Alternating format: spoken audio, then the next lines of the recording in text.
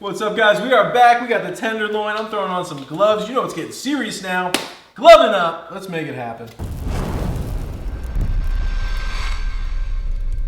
Pretty actually impressive that we got off of that tail. I didn't think we were going to get that much. 9, 10, and then 11. This is, like he was saying, the tenderloin we got there. Now this one's a little bit more expensive than our last video. We're about that 111, about 112 on that one. So this guy right here, we're going to want to make sure that we cut real nice. Yep. And make sure we have no issues.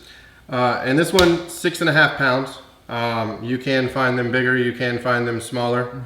And they're $16.98 a pound, so pretty good deal on these. This is what you would consider Chateaubriand. This is the filet mignon. This is the Mac Daddy when it comes to luxury and meat. I like these. These are like the wife's steaks. I'm gonna cook me a ribeye. She's gonna get a tenderloin. We'll do porterhouses just to give her the tenderloin and give me the strip. Just make sure all the safety points. We got our cutting board here. We got our wet paper towel. We are good to go. We're not slipping around or anything. You know, we don't want that knife just getting anybody. Right. That's why I'm on this side, not that side. So, and when you cut these open, one thing you want to make sure you do is you don't have to go deep. You just want to get it just pierced enough that you can get your finger in there and you can see they're made to rip a certain way. You drip into there? We'll kind of get the drips. Give it a shake. Drips, there we go. A little slap. Oh, all right. Slapping all that juice onto me. Jeez. That's okay. You'll get over it. You got an apron on. That's what they're there for. There we go. Yep. So we got some paper towels. Always got to have paper towels nearby, smacking juices and silver skin and stuff. And this isn't just to make it look better. The reason I dry it off, especially when I'm cutting at the house and not cutting at at the shop, is you want to keep it from slipping as much as you can. So before this would have just slid all over the place, and now it's kind of got some heft to it. So with this, you do not want to cut any of the fat off prior to what I'm about to do. What about this? It's kind of just falling off, actually. Yeah, well, see, all this is gonna, again, it's just gonna come off. Any of that fat that stays there, I'm gonna cook it with it. Not a big deal. But you can see there's a chain on it,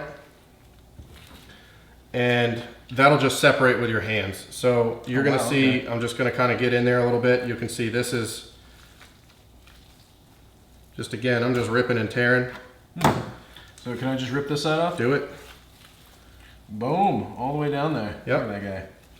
Is this going to rip off too, or is that just going to sit there? No. Yeah, we're going to leave that. What about these hard pieces of kind of fat? Yeah, you'll see what we do with those. Okay. So I'm jumping ahead, guys. I'm trying to ask too many questions. Jeez. So when you get down to a certain point, you can keep going with a knife, but you don't want to go too far. So if you look at the front of this, you can kind of see there's meat under there, but it's not really attached with anything. So there's two ways you can do it. You can cut this all off just like I'm holding it right now and go straight down with it, or you can just kind of leave that little flap in there and you're just going to cut through that top fat just a little bit.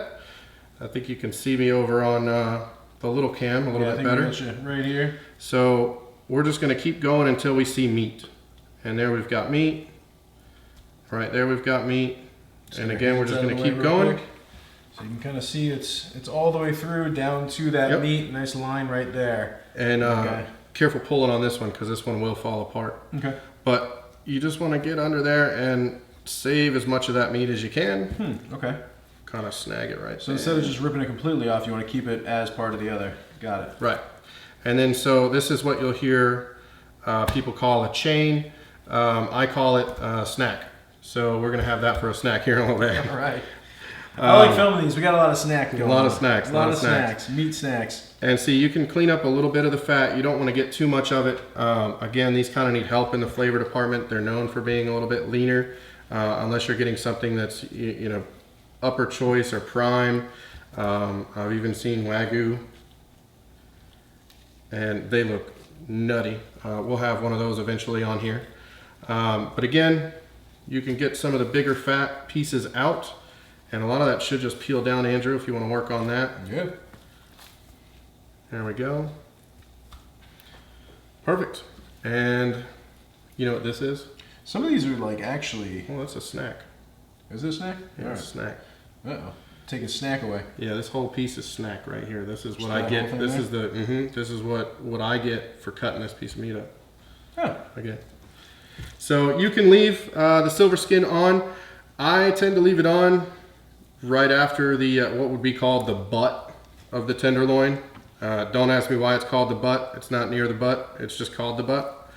But you'll see how I kind of do that. So what I'm going to do is I'm going to start down at the tail. It almost looks like a fish at this point, to be honest with you. Yeah. Yeah, seriously. I'm going to cut the tail off. So right there. And we're actually going to, no, I'm not going to be able to get another steak out of that. And we're just going to cut steaks down until I feel comfortable with stopping. So with tenderloins, you know, usually you want them nice and thick. These ones, you know, again, they're for at the house. I'm not trying to, you know, showboat anybody. Yeah. All right. So remember, working on knife skills. Don't judge me too harshly out there. Same as before. Keep your tip down when you go through. Tip down and pull back. I got This you. should be sharp enough. And then we're doing still kind of that nail width. Yep. Okay. So this one here, So I kind of square like it. I'm doing like that, so it's more this way versus trying to get it here. So square up a little bit more. Yep. Yeah, so like that. So again, pull up back just to kind of line it up. Push down, get the knife on there. 2 fingers on either side of the knife, not underneath it, either side. And then just pull back on that guy. Perfect. I think that was a pretty decent cut. That was a pretty decent cut. Woo! I'm getting to it. I'm gonna do one more. Yep. So I'm doing about a nail go there. a little bit thicker. Pull back. A little thicker than that? Nope. Go with that one, and then Okay. after this one, we'll do them a little bit thicker. 2 back there. Boom. Left it on Perfect. the cutting board. And when I pulled it back, so actually that's a really good technique. I like Look at that. that, dude. Hey, I'm becoming a nice little butcher myself here. I have no idea what I'm doing, but I'm becoming a butcher. So I'm gonna let you keep going. We're gonna come down to about right here. Okay. I'll kind of mark it for you. Perfect. We're gonna do them about yay thick. Okay, so let's just make sure we got yay there, got another yay there, and then we got another yay there. Perfect. Boom. So I do have enough knife skills that I can find the crease and put the knife back into it. So I'm going to do that here. Go down, pull back again. You can see that's actually nice cut there. Down, back again. Look at that. Another nice one. Maybe those will be the snacks. I like that. Down, back. There we go. I don't want to pull too far because I don't want to, well, I did take a piece off there. But look at these guys. They're nice. Don't Now, worry what do I about want to do with this right here? Just cut through it? Just cut through it. Okay. Yeah. So I'm doing this guy again. Finding that crease. Down, knife on there. Pull back. And I'm pulling back, but I'm still keeping that pressure. So that way it's going directly right through all of that.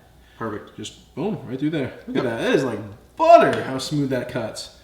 All right. Thank you, sir. That was nice. Yes, sir. So with this, that's a snack.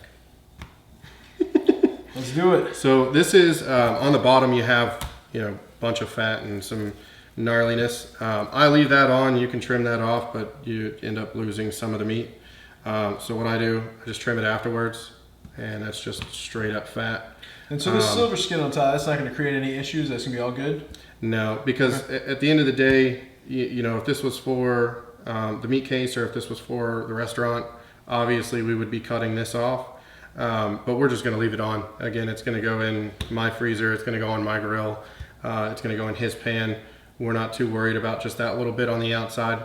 Now, this too, you can almost, and I'll try to get it a little bit closer, you can almost see through it, so you can kind of see the red through. Yeah. Now with this, you're not going to see any of that. So I take this out because no matter how long you cook these, you're not going to cook through that. And there's a couple ways that you can do it. One of the best ways is just to start at one end and make sure that you keep going that way the entire time. Do you want me to give it a try, or should I let the expert do this one? Yeah, I'll let you try it. Let's right. let me get you started a little bit. All right. And I'll show you how to do a little section of it. So you're just getting your knife under there. Okay. Okay. And then you're going to angle up a little bit, and you're not going to saw. You're just literally, I'm giving a lot of pressure up and away. So it's almost like a fish skin on the bottom. You really don't want to take that meat with it, but you're kind of just going right across the surface. Right. And Okay. so as long as you, and what I'll do here is I'll give you a little place to kind of stick a finger in there. Help you hold it a little bit better. And so what am I do? Once I have the finger in there, what do I do with that? So it's just kind of to hold on to it a little bit, and you're going to get your knife under there, and that's just going to fall right apart.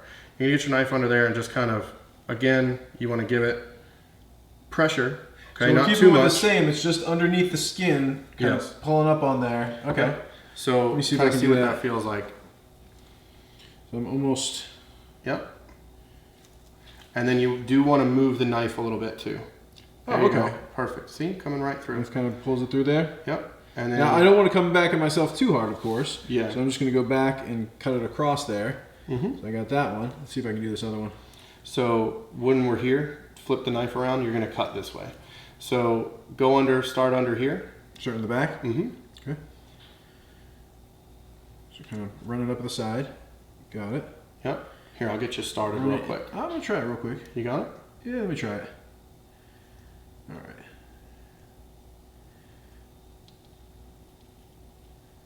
Perfect. There we go. For the most part, I mean, I think there might be a tiny bit on there that I could have done better. And we'll come back this way. Now I'm not pulling towards myself. If you ever cut, okay, you just so kind of holding, yep. See how it kind of like just rubs along there. The knife is so sharp that I'm not pulling like this. I'm just kind of briefly rubbing and kind of doing. Okay, that's awesome. So now what do I do when it's there? All right, I'm gonna hand it back over because he knows what he's doing. So if you want to really get in there and get all that out, you're going to end up with some floppy looking steaks. So I leave that, and I will just take some of the meat with it and just get that as much as I can down. And then you can see, so right in here, all of that is really thick. I mean, you can't even, I can't even feel my fingers through it. Yeah. But it's just really thick sinew, and it doesn't really That's cook gonna be out. Trash. We're not gonna cook that or anything, right? We're just gonna trash that? Yep. All right. And we're just gonna get this little piece right here.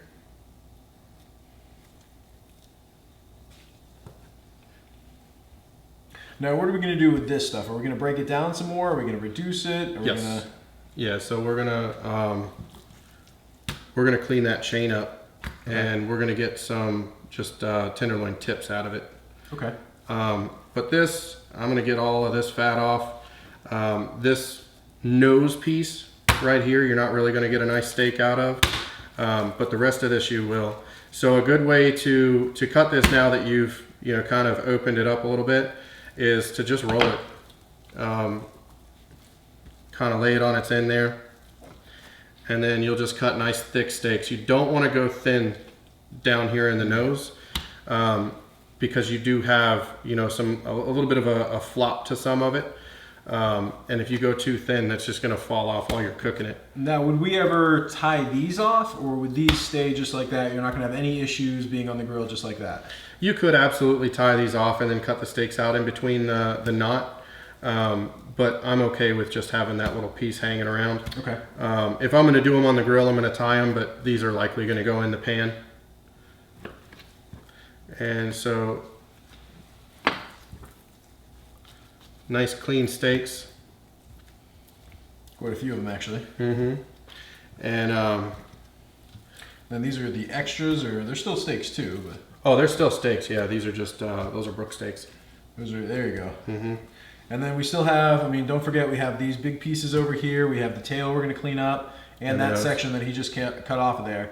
So even for, what was it, $112 or so, we still got 1, 2, 3, 4, 5, 6, 7, 8 halfway decent steaks. These ones are a little getting small, and then we got 9, 10, and then 11, and then these two are getting really small on that side.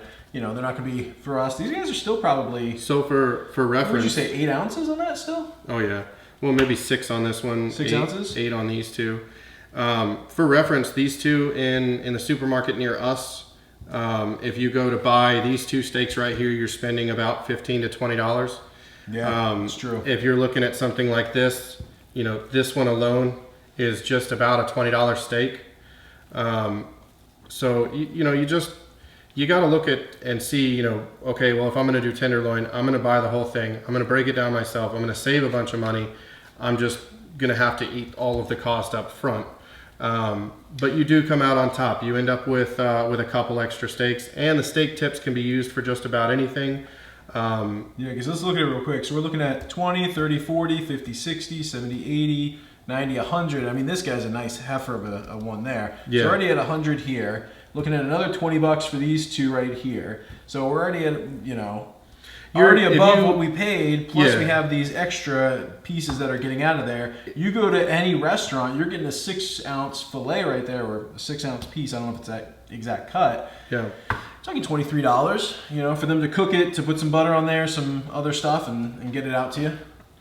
Well, I think for the most part, if you bought just steaks just like this, you're at about 130, 140. So you're saving $20 to $30, and you get all this extra snack. Yeah, we haven't even gone into that yet. Yeah. So let's get these put on a pan. I want to get these in the Sounds good. in the fridge. So we're just going to do the same thing, paper towel over the pan? Yep. All right, here we go. Hold on a second.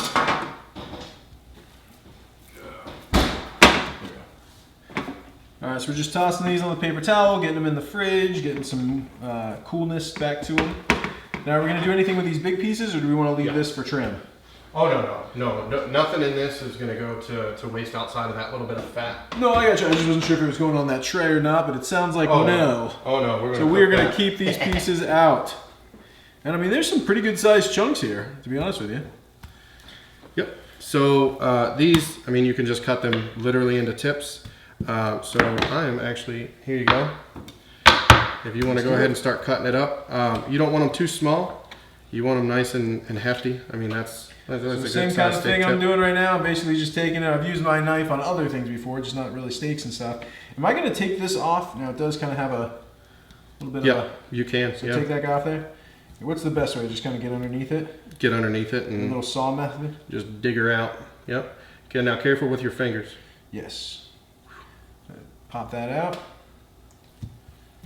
So one thing, when you're just starting out with knives, and these are really sharp, always cut away. Good point. I know it's almost second nature to want to turn it around and just get that last little bit. Now, am I going to cut down the middle of this guy and then keep going? Because, I mean, these are smaller, of course, a lot smaller than this as I keep doing it. Or should I just go Bigger thinner? the better. Bigger, okay. Mm-hmm. Yeah, the small ones are only small out of necessity. So, like, these are big enough right here? These Mhm. pieces? Okay.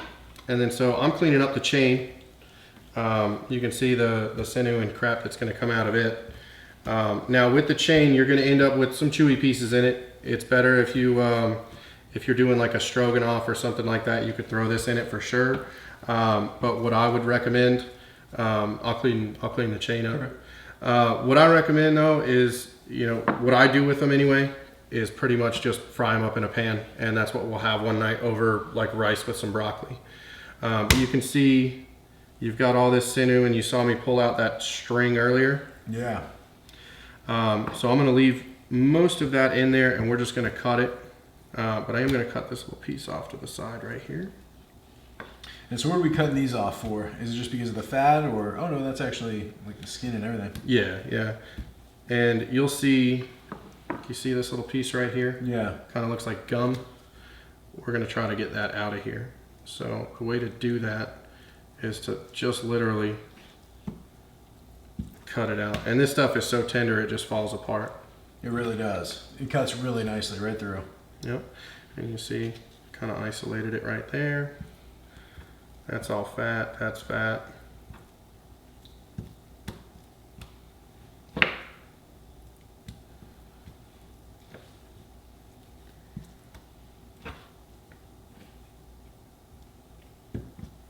Perfect.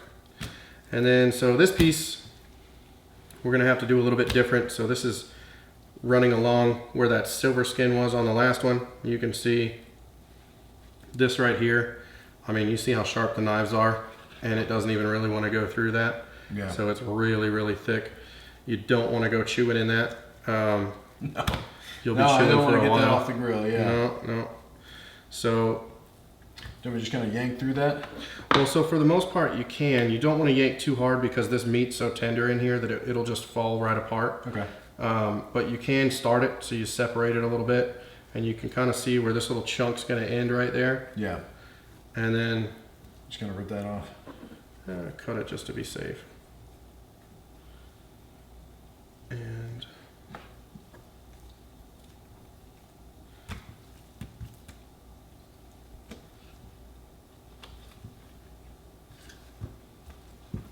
And most times when you go to the supermarkets too, all of this is left on the end of your steak, which is quite unfortunate because you're not going to chew through any of this.